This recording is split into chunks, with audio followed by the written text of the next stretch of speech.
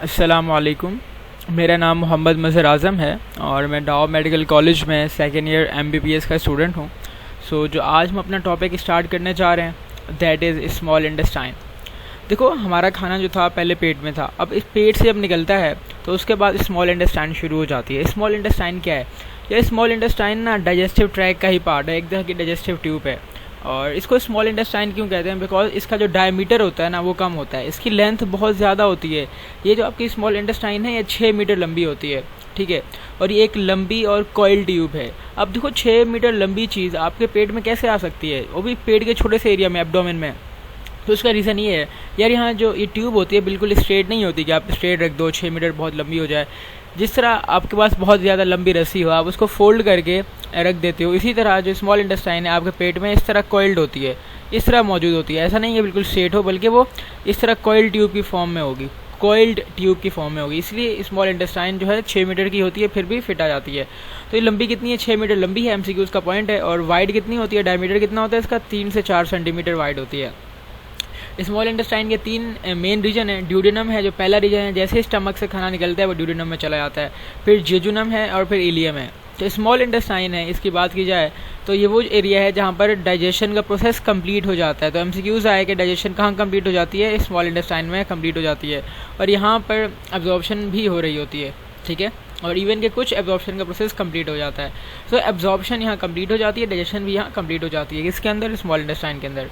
चलें, इस वीडियो में हम ड्यूडेनम को डिटेल में पढ़ेंगे, बिकॉज ये लंबा टॉपिक है और मैं कोशिश करूँगा कि आपको डिटेल में समझाऊँ।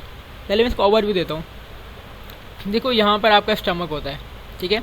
यहाँ पर आपका पूरा स्टमक होता है और स्टमक जो होता है वो वहाँ से जो खाना निकलता है वो चला जाता है आपकी यहाँ पर ड्यूडेनम के अंदर। ये ड्यूडेनम जो है ये सी शेप ट्यूब बना रही है, यहाँ पर एक सी शेप कर्व बना रही है यहाँ पर। और ये जो एरिया है इसको आप ड्यूडेनम कहते हो, ठीक है।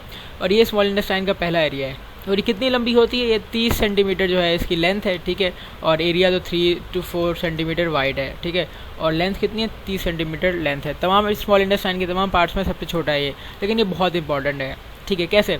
ये ड्यूडेनम है ना, इसके अंदर आपका एक होता है लीवर, ठीक है। लीवर होता है और लीवर के अंदर गॉल ब्लैडर होता है और इसी तरह यहाँ पे पेनक्रियाज भी मौजूद है। तो लीवर से एक डक्ट आती है जिसको हम कॉमन बाइल डक्ट कहते हैं। कॉमन बाइल डक्ट और लीवर से आती है पेनक्रियाटिक डक्ट। दोनों डक्ट ना एक ही ओपनिंग के ज़रिए आपकी इस सी शेप ड्यूडेनम में दाखिल हो जाती हैं, ठीक है। और ये बात हो गई। जो ड्यूडेनम में जो खाना एंटर होता है ना वो स्टमक से आता है। जो स्टमक से आता है तो स्टमक से आते हुए जो खाना आ रहा है वो यहाँ पर एक स्फिंक्टर के ज़रिए आता है, एक वॉल्व के ज़रिए आता है जिसको हम पाइलोरिक स्फिंक्टर कहते हैं। तो ड्यूडेनम के अंदर जो खाना आता है वो कायम होता है। और कायम कैसा होता है? एसिडिक होता है।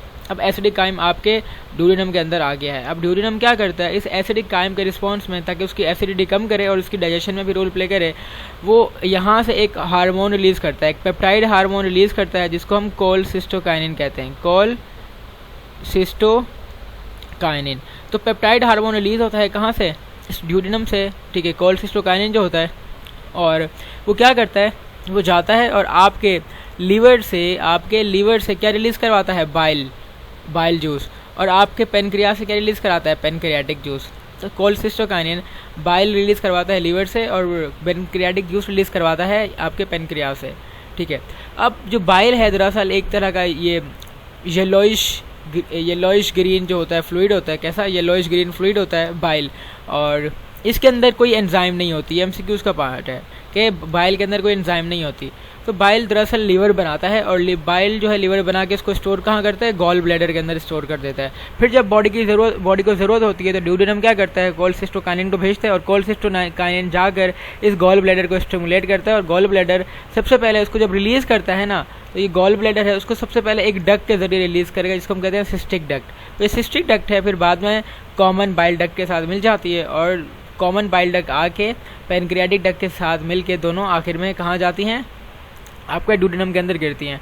इसलिए हम इनको ये भी कह सकते हैं कि कॉमन हिपैटो पेनक्रियाटिक डक्ट है। आखिरी में जो पेनक्रियास की डक्ट और ये कॉमन बाइल डक्ट मिलके कॉमन हिपैटो पेनक्रियाटिक डक्ट बना देती हैं और वो यहाँ पे रिलीज़ करती हैं अपने बाइल जूस। बाइल जूस बहुत इंपॉर्टेंट है। इसके अंदर क्या होता है? बाइकार्बोनेट आयन होते हैं जो इसकी एसिडिटी कम करते हैं ड्यूडेनम में मौजूद कायम की। इसके साथ साथ पेनक्रियाटिक जूस के अंदर भी बाइकार्बोनेट आयन होते हैं जो इसकी एसिडिटी कम करने में इंपॉर्टेंट रोल प्ले करते हैं। इसके साथ साथ ड्यूडेनम के अंदर और क्या होता है? ड्यूडेनम जो है सिक्रेटिन एक हार्मोन है, वो भी रिलीज़ करता है, और सिक्रेटिन हार्मोन जाके वो भी पेनक्रियाज के ऊपर एक्ट करता है कि आप पेनक्रियाटिक जूस रिलीज़ करो, और उससे भी एसिडिटी वगैरह कम हो जाती है।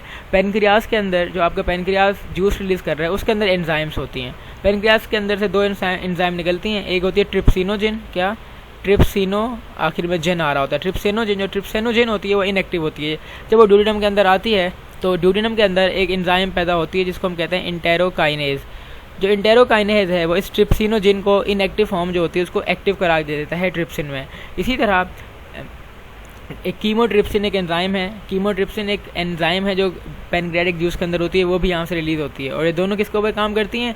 ये प्रोटीन्स के ऊपर एक्ट करती हैं और पेप्टोन्स के ऊपर काम करती हैं, और प्रोटीन्स और पेप्टोन्स को छोटी छोटी पॉलीपेप्टाइड चेन में अलग डिवाइड कर देती हैं। ठीक है, तो ये सारा मैंने काम इसका बताया और तकरीबन यही काम हो रहा होता है। चले हम इसको डिटेल में डिस्कस करते हैं और देखते हैं कि इसमें क्या अलग से लिखा हुआ है, इसकी रीडिंग करते हैं। तो फर्स्ट पार्ट होता है ड्यूडेनम होता है, जो शॉर्ट इन लेंथ है और ये 30 सेंटीमीटर लंबा होता है, और ये पाइलोरिक स्टमक के साथ अटैच है। वही बात है ना कि स्टमक का कौन सा एंड? पाइलोरिक एंड है। जहाँ पर जंक्शन है ना, at the junction of these two, जहाँ पर स्टमक का पाइलोरिक एंड और ड्यूडेनम आपस में मिल रहे हैं, सही है, there is a valve called pyloric sphincter. वहाँ पर एक वॉल्व है जिसको पाइलोरिक स्फिंक्टर कहते हैं। तो ड्यूडेनम जो होता है ये सी शेप कर्व बनाता है, ये मैं आपको दिखा चुका हूँ अपने शुरू वाले पार्ट में, और जिसका शुरू वाला पार्ट होता है थोड़ा डायलेटेड होता है। इस डायलेटेड पार्ट ऑफ ड्यूडेनम को हम ड्यूडेनल बल्ब कहते हैं। ठीक है, तो ड्यूडेनम जहाँ से पाइलोरिक से निकल रहा होता है ना, वो थोड़ा ये फूला हुआ होता है, थोड़ा डायलेटेड पार्ट होता है, इसलिए हम इसको ड्यूडेनल बल्ब कहते हैं। इसलिए बल्ब थोड़ा डायलेटेड होता है ना, देखो ये थोड़ा इसके मुकाबले में जो यहाँ से स्टार्ट हो रहा है ये थोड़ा ऐसा लग रहा है कि फूला हुआ है। ठीक है, इसलिए हम इसको क्या कहते हैं, थोड़ा स्वेलिंग की वजह से हम इसको कहते हैं कि ड्यूडेनल बल्ब है।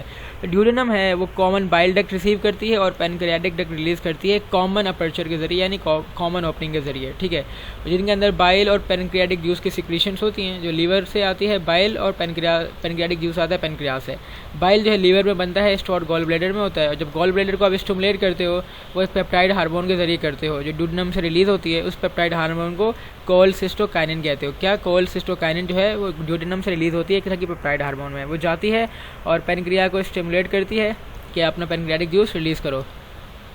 तो जो आपकी कोलेसिस्टोकाइनिन है इसके दो काम है, गॉल ब्लैडर को स्टिमुलेट करती है और पेनक्रियाज को स्टिमुलेट करती है कि पेनक्रियाज पेनक्रियाटिक जूस रिलीज़ करे और गॉल ब्लैडर वहाँ से बाइल को रिलीज़ करे। जब अपॉन स्टिमुलेशन जो गॉल ब्लैडर होता है वो बाइल को रिलीज़ कर देता है सिस्टिक डक्ट में। ठीक है, cystic duct which is connected with common bile duct. तो सिस्टिक डक्ट जो कॉमन बाइल डक्ट के साथ मिल जाती है, और फिर जो कॉमन बाइल डक्ट है before finally reaching the duodenum, वो ड्यूडेनम में पहुंच जाती है। किसके जरिए? आखिर में जब ये कॉमन बाइल डक्ट और पेनक्रियाटिक डक्ट दोनों मिलके एक ही तरह, एक ही ओपनिंग के जरिए, एक ही सुराख के जरिए ड्यूडेनम के अंदर रिलीज़ करती हैं अपने जूसेस वगैरह को। कह रहे हैं जो पार्शियली डाइजेस्टेड प्रोटीन्स थे ना, एसिडिक काइम, जो एसिडिक काइम पेट से आ रहा है उसके अंदर कुछ प्रोटीन्स होंगे जिनकी प्रॉपर डाइजेशन नहीं हुई होगी, वो एंटर करते हैं ड्यूडेनम के अंदर, और ये जो पार्शियली डाइजेस्टेड प्रोटीन्स है ना ये रिलीज़ करवाते हैं कोलेसिस्टोकाइनिन। जो कोलेसिस्टोकाइनिन की सिक्रीशंस होती है वो ऐसे नहीं होती, बल्कि जो आपके पार्शियली डाइजेस्टेड प्रोटीन्स आ रहे हैं ना, कहाँ से आ रहे हैं? एसिडिक काइम के जरिए स्टमक से आ रहे हैं, वो कोलेसिस्टोकाइनिन को रिलीज़ कराते हैं। एमसीक्यूज़ का पार्ट क्या है?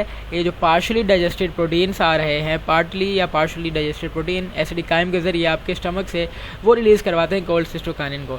दूसरी तरफ देखें, जो कोलेसिस्टोकाइनिन है वो एकिनॉइड सेल्स को भी स्टिमुलेट करता है। एकिनॉइड सेल्स क्या होते हैं? एकिनॉइड सेल जो आपका पेनक्रियाज है ना, उसमें बहुत तरह के सेल्स होते हैं, alpha cell, beta cell, delta cell. Alpha, beta, delta अलग अलग काम करते हैं। अल्फा सेल जो होता है वो रिलीज़ करवाता है आपका ग्लूकागॉन, बीटा सेल जो है वो इंसुलिन रिलीज़ कराता है, डेल्टा सेल एक और हार्मोन रिलीज़ कराता है। इसी तरह जो एकिनॉइड सेल्स होते हैं वहाँ से रिलीज़ होता है pancreatic juice. Alpha cell, beta cell से पेनक्रियाटिक जूस रिलीज़ नहीं होता, बल्कि एकिनॉइड सेल्स जो होते हैं पेनक्रियाज के, वो जो ख़ास तौर पे पेनक्रियाज के जो ये पेनक्रियाज है और इसके जो पेरीफरी में जो कोने कोने में मौजूद होंगे वो होते हैं एकिनॉइड सेल्स, तो वहाँ से पेनक्रियाटिक जूस रिलीज़ होता है। कह रहे हैं बिसाइड कोलेसिस्टोकाइनिन, कोलेसिस्टोकाइनिन के अलावा जो ड्यूडेनम के सेल्स होते हैं वो एक और हार्मोन रिलीज़ करते हैं जिसको आप सिक्रीटिन कहते हो। सिक्रीटिन जाता है पेनक्रियाज के ऊपर और पेनक्रियाज से रिलीज़ करवाता है वाटर और बाइकार्बोनेट आयंस को। सिक्रीटिन वो काम करता है कि सिक्रीटिन बाइकार्बोनेट आयन को रिलीज़ करवाता है। जो बाइकार्बोनेट आयन रिलीज़ हो रहे हैं सिक्रीटिन की वजह से पेनक्रियाटिक जूस में, वो आते हैं और क्या करते हैं? न्यूट्रलाइज कर देते हैं एसिडिक काइम को अल्कलाइन में, कि जो उसकी एसिडिटी थी वो ख़त्म हो जाती है, अल्कलाइन बन जाता है वो सॉल्यूशन। ठीक है, और ये एकिनॉइड सेल्स हैं, देखो पेनक्रियाज के बिल्कुल कोने में, बिकॉज ये उसका स्ट्रक्चर दिखाया गया है, और टेल ऑफ पेनक्रियाज है। ये हमारे कोई हमारे लिए कोई इंपॉर्टेंट डायग्राम नहीं है, बिकॉज न्यू बुक के अंदर कुछ अजीब सी डायग्राम मौजूद हैं जिनकी कोई एक्सप्लेनेशन भी नीचे नहीं है। और ये पेनक्रियास है, उसके अंदर एक टेल है पेनक्रियास की, ये पूरी बॉडी है, यहाँ पे एक नेक का रीजन है, ठीक है, ये हेड है, ये नेक है, और ये बॉडी है, और ये टेल है, और बीच में एक डक्ट मौजूद होती है जिसको आप इंटरलोब्यूलर डक्ट कहते हो। और जो पेनक्रियास की डक्ट है ना, जो ओपन हो रही होती है ड्यूडेनम में, आप उसको डक्ट ऑफ विल्सन कहते हो, ये याद रखना। जो पेनक्रियास की डक्ट है उसको डक्ट ऑफ विल्सन कहते हो, ठीक है। और एक एक्सेसरी पेनक्रियाटिक डक्ट भी मौजूद होती है। ये ड्यूडेनम का पूरा सी शेप्ड एरिया है, हमने इसकी बात कर ली। कह रहे हैं बाइल जो है वो येलोइश ग्रीन इन कलर होता है। जो बाइल जूस रिलीज होता है वो येलो ग्रीन कलर का होता है, एमसीक्यू उसका पार्ट है। और बाइल में होता क्या क्या है, एंजाइम्स तो नहीं होते, मैंने कहा था आपको, तो वाटर होता है, सॉल्ट्स होते हैं। सॉल्ट्स कौन से होते हैं, सोडियम ग्लाइकोलेट और सोडियम टोरोकोलेट, ठीक है, ये सॉल्ट्स हैं। किसके, आपके बाइल में कौन से सॉल्ट हैं, sodium glycolate and sodium taurocholate. इसके साथ साथ वाटर हो गया, सॉल्ट है। बाइल के कुछ पिगमेंट्स होते हैं। बाइल पिगमेंट्स कौन होते हैं, एक बिलीरुबिन है और बिलीवर्डिन है। जो बिलीरुबिन होता है वो ब्राउनिश येलो होता है या रेड कलर का होता है, और जो ग्रीनिश वाला होता है वो बिलीवर्डिन होता है। तो रूबिन से ब्राउनिश येलो कर लो या रेड कर लो, ठीक है। ये ब्राउनिश येलो होता है बिलीरुबिन और ग्रीनिश होता है बिलीवर्डिन। ये जो इसके सॉल्ट्स हैं, सोडियम ग्लाइकोलेट और सोडियम टोरोकोलेट, ये फैट को इमल्सिफाई करते हैं। फैट को इमल्सिफाई करने का मतलब है वो बड़े फैट्स के मॉलिक्यूल को छोटे छोटे मॉलिक्यूल्स में तोड़ते हैं, इसको कहते हैं इमल्सिफिकेशन ऑफ फैट। फिर कहते हैं बाइल के अंदर कोई एंजाइम नहीं होती, और जो बाइल पिगमेंट्स होते हैं वो कोई उनका डाइजेशन में रोल नहीं होते, ना तो एंजाइम है यहाँ पर इसके अंदर, और ना बाइल पिगमेंट जो मौजूद हैं ये बिलीरुबिन और बिलीवर्डिन, वो कोई डाइजेशन में रोल प्ले करेगी। बल्कि जो आपके ये बाइल के पिगमेंट है ना, ये कुछ और नहीं है, बल्कि जो आपका रेड ब्लड सेल होता है ना, वो टूटता है। जब रेड ब्लड सेल टूटता है ना, तो उनके नतीजे में ये एक्सक्रीटरी प्रोडक्ट के तौर पर रिलीज होते हैं, बिलीरुबिन और बिलीवर्डिन, जो बाद में रिलीज हो जाएंगे आपकी बॉडी से।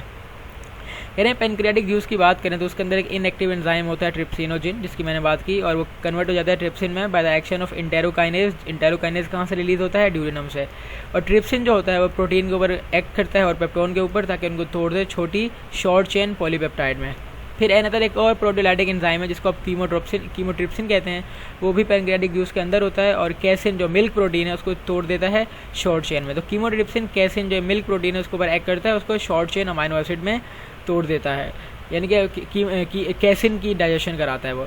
इसके अलावा एक और एंजाइम है पेनक्रियाटिक एक्ट अपॉन स्टार्च, जो दूसरा एंजाइम है पेनक्रियास का, ठीक है, वो स्टार्च के ऊपर काम करता है एंड ग्लाइकोजन के ऊपर काम करता है, ताकि उनको तोड़े माल्टोज में। तो एक और पेनक्रियाट के अंदर एक अमाइलेज होता है, पेनक्रियाटिक अमाइलेज, वो क्या करता है, वो इस स्टार्च को और ग्लाइकोजन को तोड़ देता है, किसके अंदर, माल्टोज के अंदर, जो एक तरह का डायसैकेराइड है। और माल्टोज किससे मिलकर बना होता है, दो ग्लूकोज मिलते हैं और क्या बना देते हैं, माल्टोज बनाता है। एमसीक्यूज का पॉइंट है।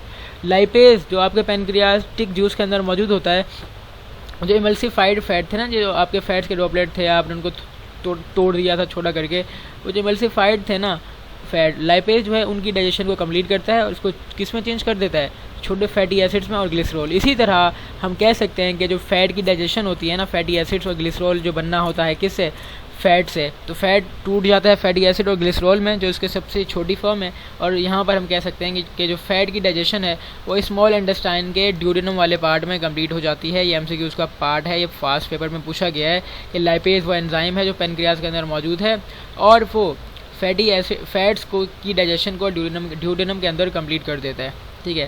कह रहे हैं this complete the digestion of fat. और कह रहे हैं ड्यूडेनम के अंदर एक और ग्लैंड होते हैं जिनको हम ब्रेनर्स ग्लैंड कहते हैं।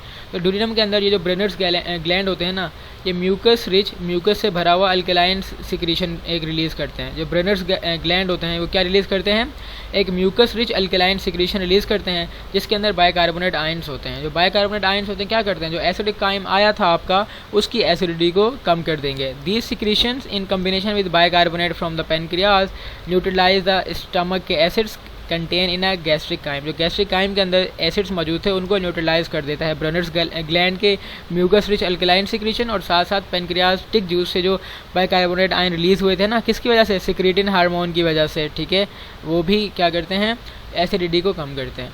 तो ये था हमारा ड्यूडेनम का टॉपिक। मैं उम्मीद करता हूँ कि आपको टॉपिक समझ में आया होगा। मैंने कोशिश की कि मैं इसको डिटेल में समझाऊँ। फिर इंशाल्लाह मिलते हैं नेक्स्ट वीडियो में, जिसमें हम स्मॉल इंटेस्टाइन के जो बाकी दो पार्ट्स रह गए हैं, दैट इज़ जेजुनम, और जेजुनम के साथ साथ इलियम, इंशाल्लाह हम इसको कंप्लीट करेंगे और फिर हमारा लार्ज इंटेस्टाइन का टॉपिक होगा, हम उसको स्टार्ट करेंगे, ठीक है। तो फिर इंशाल्लाह मिलते हैं नेक्स्ट वीडियो में, और तब तक के लिए अल्लाह हाफ़िज़।